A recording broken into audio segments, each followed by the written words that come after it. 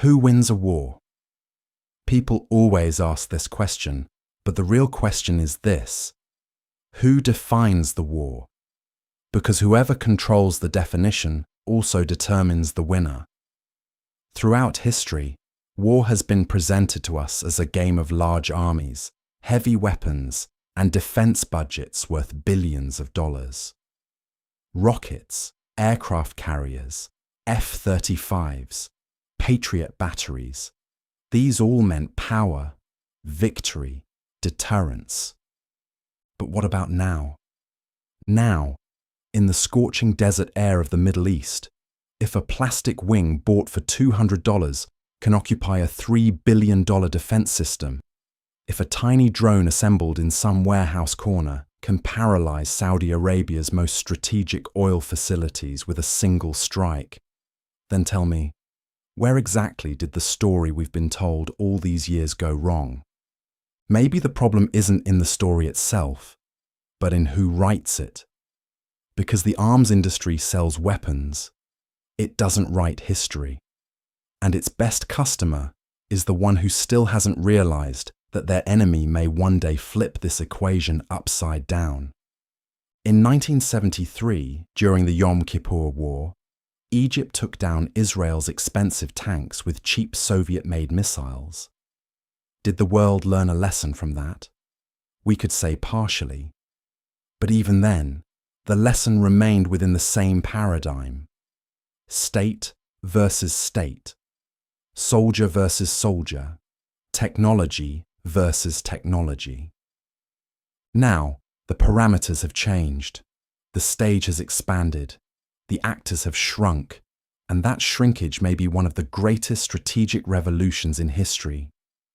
This is exactly what we're going to talk about today. When cheap drones fight against expensive weapons, the question is no longer who wins, but how. And to understand this, we don't need to look at Pentagon statements, Tel Aviv press releases, or Tehran's propaganda channels. We need to look somewhere far more ordinary and far deeper. That dark yet fertile ground where human ingenuity meets deprivation.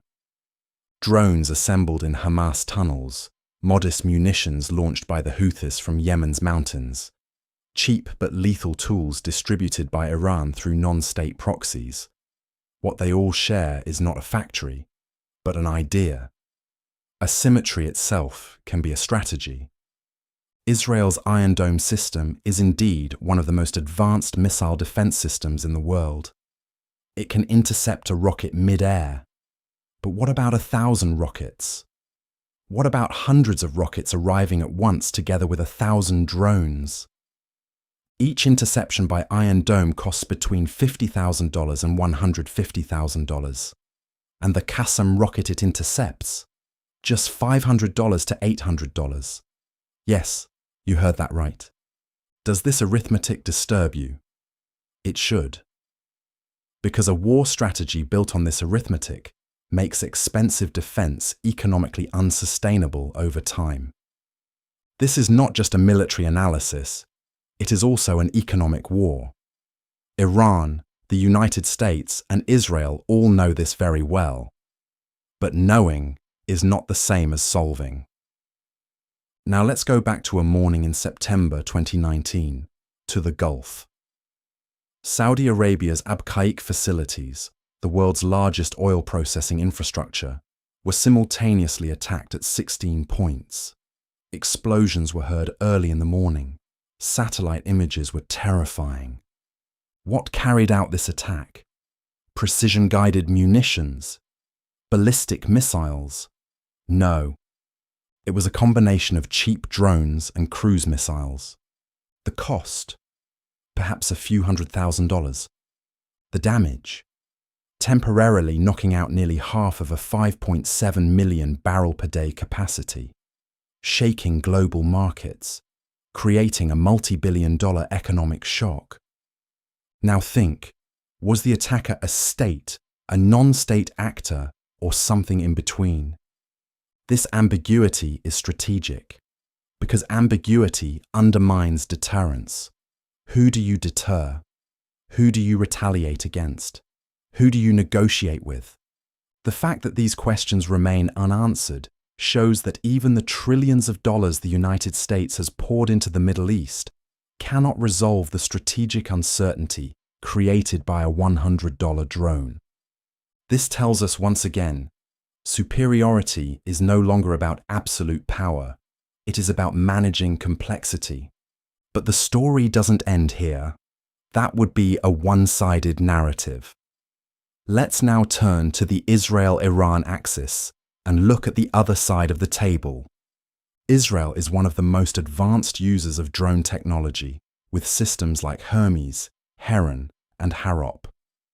Although not openly acknowledged, drones have long been used in coordinated operations against Iran's nuclear facilities alongside cyber attacks.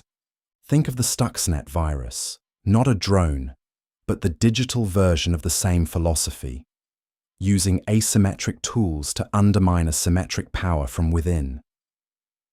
In April 2024, Israel struck Iranian territory, and Iran struck Israeli territory. Both involved drones, both carried calculated messages, and neither was considered full-scale war. So what is this? This is what is called fighting along the shoreline. Operations that carry all the psychological weight of war, but deliberately remain outside its legal definition. Drones are almost perfect tools in this grey zone. No crew means no immediate human loss. Deniability creates ambiguity. Low cost allows repetition. Small size makes detection difficult. All of this combined is becoming the doctrine of modern warfare. And its core philosophical question is this: why is war fought? Historically, the answer is simple: to achieve political outcomes. Clausewitz said it centuries ago: war is the continuation of politics by other means. But today's drone wars don't fully fit that definition. The results are ambiguous, responsibility is dispersed, and targets are both physical and psychological. The Houthis attacked commercial ships in the Red Sea for months. What did they gain? Territory? No. But they disrupted global logistics, gained visibility, demonstrated pressure on Israel, and most importantly, forced billion-dollar warships of the US and UK to engage with cheap drones costing only a few $1,000,000 in total. This is the economic logic of modern war. Force your opponent to defend at a higher cost than your offense. Strip away sustainability. Turn time in your favor. Now set technology aside for a moment and look at the human being. Because what gets lost in all this is simple. Every drone has someone who launches it, and someone whose life becomes its target. A child in Yemen may die in a remote village, perhaps from a component of a US-made weapon, perhaps from an Israeli-guided system, or perhaps from munitions whose origin remains unclear. That child's death becomes just a statistic in the Gulf's energy security map, and that statistic will never be a headline big enough at any defense conference. At this point, the technological discussion turns into a moral question. Does making war cheaper make it more humane, or just easier to start? Unmanned weapons reduce the human cost for decision makers. As the fear of losing your own soldiers decreases, the threshold for war drops. This is perhaps the most dangerous side effect of drones. War hurts less, at least for the attacker, and when pain decreases, accountability weakens.